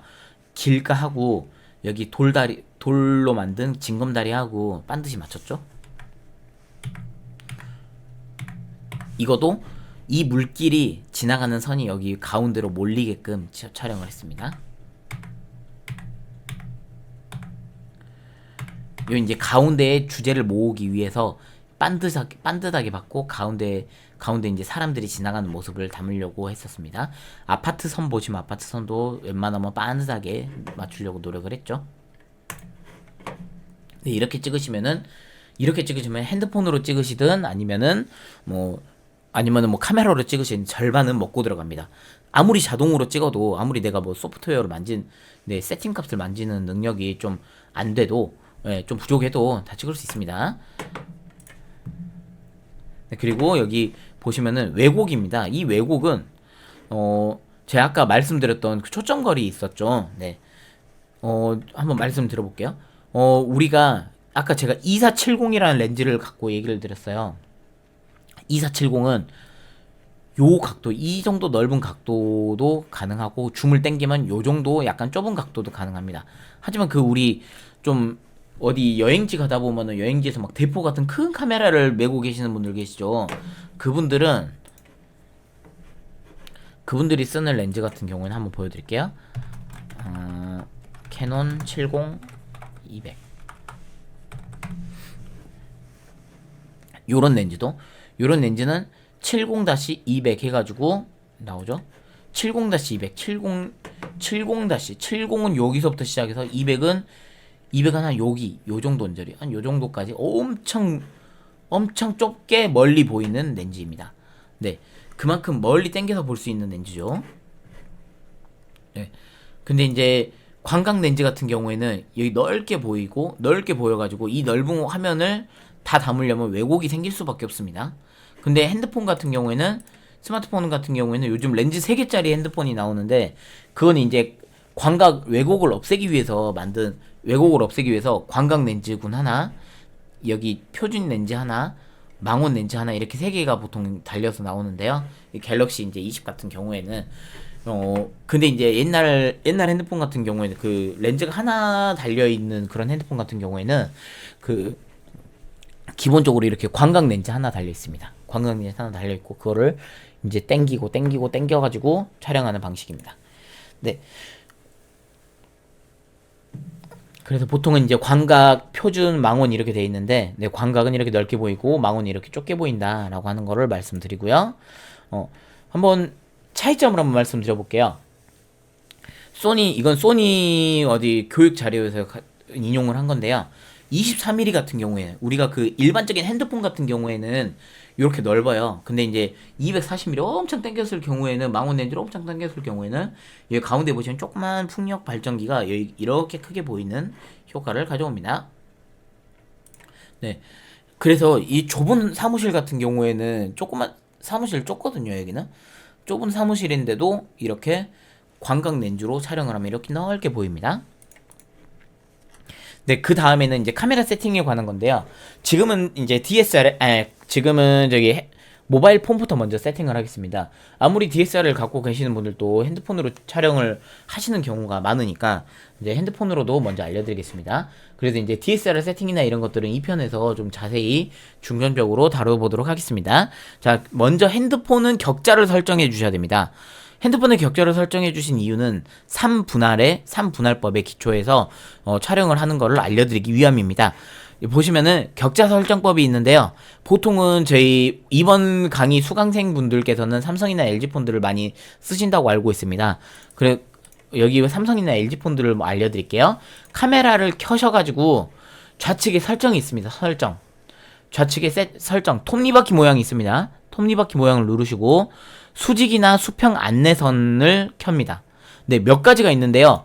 3x3 이제 세 쪽으로 나눠지는 그런 설정을 좀 켜주시면 됩니다.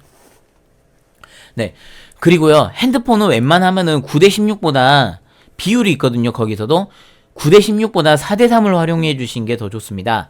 16:9는요 전체적으로 잘려 보입니다. 핸드폰 센서가, 이미지 센서가 요렇게 돼 있거든요. 근데 16:9는 요렇게 길게 돼 있어요. 결국에는 여기 핸드폰으로 사진을 찍으면은 16:9로 찍으면 요렇게밖에 못 써요.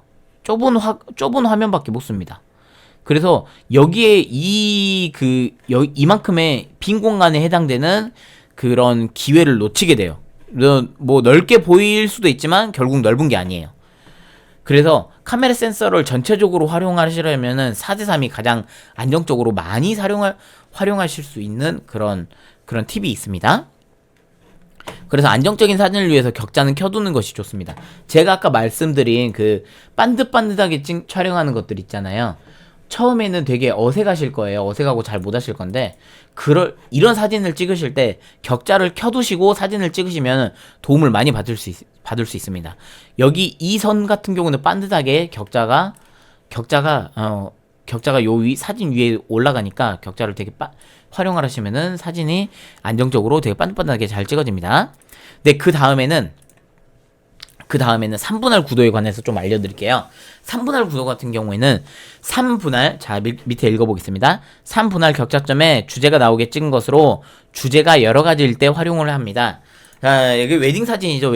결혼식을 할 때 이제 신부가 화장을 할 때 메이크업을 받을 때 그때 찍은 사진인데요. 3분할법에 의해서 한번 갈라봤어요. 사진을 쪼개봤습니다. 사진을 쪼개보니까 이 신랑을 제가 이 사진에서는 신랑을 잘 보이게 한번 해보고 싶어요. 왼쪽에 있는 메이크업 하시는 분은 별로 중요한 게 아니니까 신랑을 제가 사진을 세 쪽을 가로로 세 쪽, 세로로 세 쪽을 나누고 한 점에다 위치를 시켰어요. 이게 3분할 기법입니다. 네. 여기 요거 점 4개 중에 하나의 점에 주제를 배치를 했을 때 사진이 되게 구도가 안정적으로 나오거든요. 그 다음 사진 보여드릴게요. 이 사진 같은 경우에는 조금 넓어 보일 수 있는데 3분할 구도로 보자면은 조금 아쉬운 사진이에요. 여기 신부가 앞으로 조금만 더 갔으면 좋겠어요. 아니면은 여기를 조금 더 자르면 되겠죠? 여기 같은 경우에는 3분할 선을 어떻게 찍었냐면은 밑에 잔디가 깔아진 부분은 3분의 1, 그다음에 울타리까지 셔가지고 3분의 1이고요. 그 다음에 물 쪽이 3분의 1이고, 그 다음에 하늘 여기 구름 위쪽이 또 3분의 1 이렇게 해가지고 3분할 사진을 찍었습니다. 비율은 비록 정사각형이지만 3분할 구도를 이것도 지켜주고 촬영을 했습니다. 자, 이거는 제가 낚싯배 위에서 찍은 건데요. 쭈꾸미 낚시를 한번 갔었어요. 앞에 또 다른 배가 한 척 있더라고요. 그래서 밑에 3분의 1은 물, 위에 3분의 2는 하늘 이렇게 해가지고 단순하게 촬영을 하고 주제가 되는 그 낚싯배는 그 가운데다 그냥 배치를 해버렸습니다.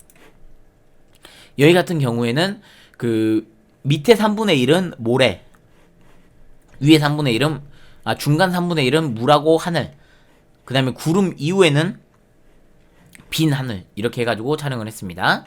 자, 여기 이제 하단 중앙 구도라는 것도 말씀을 드릴 건데, 자, 이거는 요즘 젊은 여성분들이 많이 쓰시는 인스타그램 촬영 기법에 많이 나오는 그런 사진이에요. 3분할 구도가 기본적이긴 한데 이거는 요즘은 핸드폰에 보면 인스타그램 같은 데 올려도 정사각형으로 많이 올리니까 거기 정사각형밖에 안 올라가거든요. 한번 보여드릴게요. 보시면 다 정사각형 사진들로 올라가잖아요. 그러기 때문에 모바일에서는 모바일로 사진을 보게 되면은 정사각형으로 주로 보기 때문에 이런 하단 중앙 구도가 많이 생겨요. 그래야지 주제가 부각이 되니까요. 자, 그래서 하단 중앙 구도에 관해서 말씀을 드릴게요. 첫 번째는 인물의 얼굴에 왜곡이 안 생깁니다. 두 번째는 아까 제가 말씀드렸죠. 하단 중앙 구도에 딱 하면은 인물의 광각 렌즈에 의해서 인물이 찌그러지는 현상을 조금 방지를 할 수 있습니다. 그 다음에 심플하게 촬영을 해도 사진이 가득 차 보입니다. 여기 심플하게 그냥 이렇게 찍어도 사진에 뭔가 분위기가 좀 살아납니다. 그리고 촬영할 때 발끝을 전신을 찍을 때 얘기예요. 촬영할 때 발끝을 사진 하단에 맞춘다는 느낌으로 촬영하시면 더 좋고요. 그 다음에 찍기 가장 편해요. 가운데다 그냥 넣기만 하면 되거든요. 뒷배경이 이렇게 바다처럼 예쁘면 더 좋고요.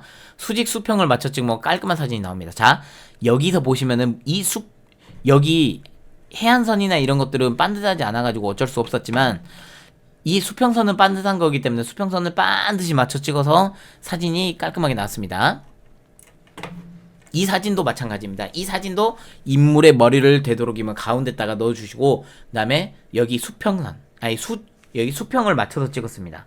이 멀리 보이는 이 꽃밭선이 수평이더라고요. 이 수평선을 맞춰서 촬영을 했습니다. 네, 그 다음 거는 이제 어디 가셔서 이제 음식 사진이나 이런 걸 촬영을 하실 때 쓰이는 기법 중에 하나인데요. 탑뷰라고 합니다. 상공샷. 네. 그래서 위에서 이제 인증샷을 찍을 때 쓰는 방법이고요. 저희도 음식 사진을 찍을 때 많이 활용하는 기법입니다. 저희 인스타그램을 한번 잠깐 보면서 또 보여드릴게요. 모노프레임 스튜디오 다시 들어갈게요.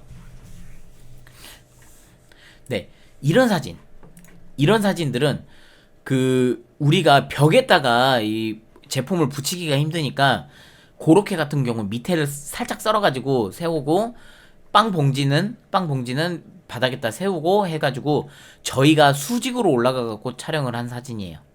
그래서 여러 가지 고로케들이 보여지죠. 네. 고로케들이 보여져가지고 촬영을 했습니다. 그래서 보통 음식이나 패턴이 있는 것들을 찍을 때 수직으로 많이 촬영을 하고요. 스마트폰 카메라는 수평으로 바라보기 좋은 구조입니다. 그래서 이제 저희 음식 사진을 찍을 때는 항상 테이블하고 핸드폰하고 수평이 되게 해가지고 위에서 내려다보는 사진을 저희는 많이 찍어요. 그래서 그렇게 찍으면 훨씬 더 맛있게 보이는 효과를 가져오니까 저희가 그렇게 촬영을 합니다. 핸드폰에서 예를 한번 보여드릴게요.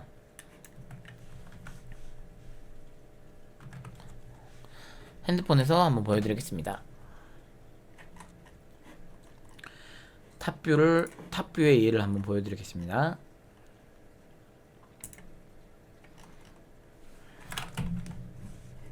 네, 이런 것도 수직 위에서 보이는 탑뷰고요. 탑뷰 사진이고, 그 다음에 탑뷰를 한번 더 보여드리면, 네, 이것도 이게 참치 사진인데 접시가 워낙 크고 접시 앞과 접시 뒤가 전부 다 세팅이 들어가 있으니까 이거는 참치 여기 가운데 부분을 수평을 맞춰가지고 이렇게 테이블하고 수평이 되게 멀찍이 올려서 촬영한 사진입니다. 네, 이렇게 탑뷰도 많이 촬영을 하고요. 네, 그 다음에 이제 카메라의 조명 부분을 좀 알려드리고 1부가 끝나겠네요. 카메라의 조명은 사진은 빛 없이 완성될 수 없기 때문에 이제 보통은 그 사진의 조명을 많이 씁니다. 그래서 풍경 사진부터 일단 알려드릴게요.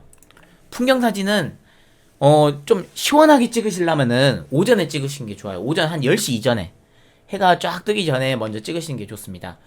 이제 도시 풍경이나 이제 시원한 곳에 촬영을 하시려면은 이렇게 오전에 촬영을 하시는 게 더 좋습니다.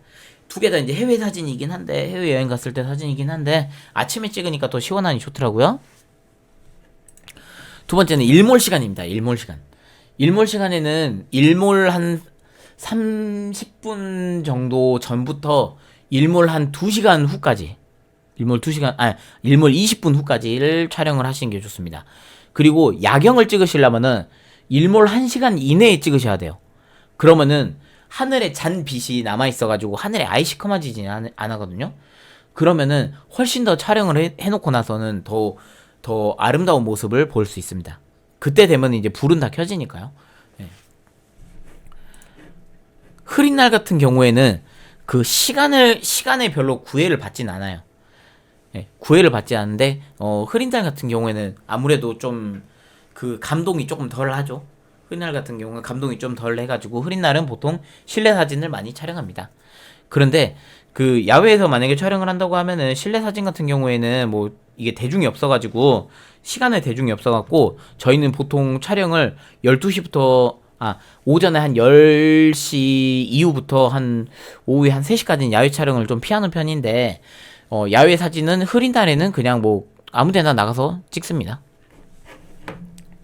네. 그리고 이제 플래시를 이제 빛을 활용한 노하우를 좀 알려드릴게요. 자, 이거는 실제 저희 메뉴 사진을 촬영을 할 때 그때 이제 촬영을 하는 그런 스토리를 좀 알려드릴게요. 왼쪽은 핸드폰으로 그냥 그 찍은 거고요. 오른쪽은 그 제품 사진을 찍을 때 그 플래시를 활용해서 찍은 거거든요. 여기서도 왼쪽은 그냥 핸드폰으로 찍은 거고 오른쪽은 그 빛이 잘 드는 창가에서 촬영을 한 사진입니다. 네. 빛을 한 곳에서 세게 뭔가 포인트 조명을 세게 때리면은 사진이 조금 더 살아납니다. 사진이 훨씬 더 화사해집니다. 해답은 빛입니다. 빛은 순광, 역광, 사광의 3개로 구분이 됩니다. 자, 그리고 빛은 이렇게 방향에 따라서 순광, 역광, 사광이 있고 빛을 주는 거에 따라서 인공광과 자연광으로 구분이 됩니다. 네, 여기 같은 경우에는 그 뒤쪽에서 주는 역광, 옆에서 주는 사광, 이거를 2개를 활용을 했고요. 그리고 이 사진은 옆에서 들어오는 사광을 이용을 했습니다. 그리고 이제 이거는 이제 역광인데 옆에 가로등 때문에 사광이라는 게 보충이 됐죠. 자, 그 다음에 이제 순광, 사광, 역광을 이제 순서대로 좀 알려드릴게요. 순광은 그 빛이 내 머리 위에 있습니다. 네, 대낮이라고 생각을 하시면 돼요. 그래서 그림자가 되게 세요. 네. 그리고 촬영을 하면 하늘이 되게 새파랗게 나와요. 파랗게 나와요. 네. 이렇게 해가 살짝 져도 내 촬영하는 사람 등 뒤에 해가 있으면은, 자, 촬영자고 이거 인물이라고 생각하면은 촬영자 뒤에 빛이 있으면은 순광입니다. 사광은 옆에서 들어오면 사광입니다. 저희가 음식 촬영을 할 때 대부분 사광을 사용을 하거든요. 사광을 사용을 하면 음식에 굴곡이 생겨요. 그 빛과 그림자가 오밀조밀하게 생겨가지고 사광으로 찍으면은 엄청 예쁘게 나옵니다. 그래서 저희 촬영본들 보면은 사광이 엄청나게 많습니다. 그래서 빛이 이렇게 옆으로 들어오기 때문에 사광으로 보면은 사광이 제일 예쁘게 나오는 편입니다. 그 다음에 역광은 뭐냐면, 우리 역광 많이 아시잖아요. 빛이 광원이라고 하죠. 빛이 내 눈 앞에 있습니다. 근데 빛이 내 눈앞에 있으면은 이 앞에는 상대적으로 시커매지죠. 상대적으로 너무 시커매지죠. 그래서 역광은 되게 잘 쓰셔야 됩니다. 역광 사진을 아까 샘플로 보여드릴게요. 네, 이게 역광이에요. 이게 역광이어서 역광은 너무 빛이 세가지고 여기 내 앞에 보이는 그 물체가 실루엣 처리가 돼버립니다. 네. 근데 이제 살짝 틀면은 이게 사광이 돼가지고 이게 같은 시간대인데도 여기 옆이 이제 좀 비교적 잘 보이는 효과가 나타납니다. 네. 이 사진 같은 경우는 역광에서 빛이 부족했어요. 그래가지고 가로등이 보충을 해주는 그런 사진입니다. 자, 여기 한번 맞춰볼게요. 자, 이 광은 무슨 광이고, 요 광은 무슨 광이고, 요 광은 무슨 광인지 한번 맞춰볼게요. 네. 이거는 위에서 내려짠 순광이고요. 이 사진은 옆에 창가에서 들어온 사광, 여기도 옆에서 들어오는 사광입니다. 네. 조명 활용 팁 잠깐 설명을 해드리고요. 1부 마치겠습니다. 조명을 활용할 때, 이렇게 제가 이제 이거는 샘플로 저희 집에 있는 반찬을 가지고 찍어봤는데, 조명 활용 팁은 이렇게 된다라고 말씀을 드릴게요. 자, 저희가 집에 형광등을 틀고 찍어봤어요. 그런데 형광등은 위에서 내려 찍은 거기 때문에 순광이고요. 그 다음에 집에서 불을 끄고 모니터 불빛으로만 이렇게 촬영을 해봤거든요. 모니터 불빛은 내 핸드폰에 그 그림자가 없잖아요. 왜 그러냐면 내 위에서 가리는 게 없으니까. 그래서 모니터 불빛 같은 경우에는 사광입니다. 네. 그래서 사광을 많이 이용을 해요. 왜곡도 비교적 예쁘게, 왜곡이 나오더라도 조금 예쁘게 나오고, 빛도 되게 고르게, 빛도 그림자도 되게 예쁘게 나오니까요. 자, 모니터 사광은 이렇게 좀 광이 약하죠. 그리고 왼쪽에서 오른쪽으로 나타난 사광. 자, 이건 어떻게 찍었냐? 방금 보셨던 사진인데, 이건 이렇게 찍었습니다. 이건 이렇게 찍었습니다. 그래서 좌측이고요. 순광, 그냥 위에서 내려오는 빛만 갖고 이렇게 찍었는데, 자, 양쪽의 사진을 비교하시면 어느 게 더 역동적입니까? 왼쪽이 더 역동적이죠. 그래서 음식 사진이나 이런 것들을 찍을 때 보통은 사광으로 많이 찍습니다. 제품 사진도 마찬가지고요. 그래서 순광은 되도록이면 피하는 편입니다. 여기 같은 경우에는 그 위에 순광이에요. 순광이었는데 가게에서 위에서 순광을 틀어놨는데 제가 옆에서 사광을 더 세게 때려버렸어요. 그랬더니 여기 위에도 잘 보이고, 측면에서도 이제 이렇게 그림자들이 음식 내에서도 이렇게 그림자들이 오밀조밀하게 생겨가지고 메뉴 사진을 이렇게 예쁘게 찍었습니다. 네, 이거를 다 잘라가지고 실제 메뉴판도 만들었고요. 네, 근데 이제 뭐 아까 보면 아웃포커싱은 약간 기계적인 왜곡이기 때문에 아웃포커싱하고 좀 다른 얘기입니다. 네, 이 다음에는 실전을 찍어 볼 거예요. 이 다음 시간에 2강에서는 실전을 한번 찍어 보겠습니다. 감사합니다.